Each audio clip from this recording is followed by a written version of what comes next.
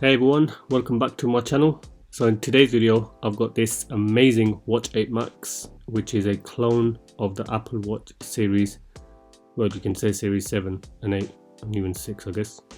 So we got some instruction leaflets, we've got charging puck here, and we have the silicone watch bands and the watch itself. Let's peel that off. Looking good. I've got the stainless steel graphite. This does not look 45mm, it looks smaller. I'll compare it with my actual original watch. Let's just unbox that just to see what the unboxing experience like that is.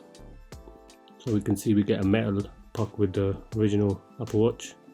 So we got the watch here, comes in this nice little soft pouch, 45mm on the back.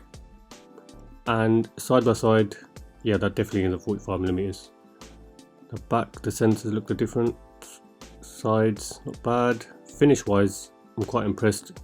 They've done a good job. Slightly darker on the fake one, but generally it's not too bad. But once we power it on and have a look at this is where things get a bit hairy. Obviously trying to imitate WatchOS, but not doing the best job, I would say. I mean, it moves around okay. Screen's not too bad, but yeah, this whole operating system is just it's not the one.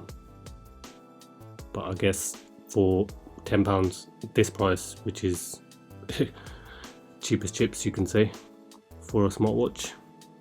And here they are side by side, so you can see the size difference. I don't know if someone in the factory popped in the wrong size watch into this box, or if they measure 45mm. I don't know what they're using to measure, but that definitely isn't 45mm. Got a array of watch faces. Oh, it looks like you have this little side tab thing that pops up. I'm going to be playing around with the watch and I'll do some tests and bits and bobs just to get a rough idea of how it functions.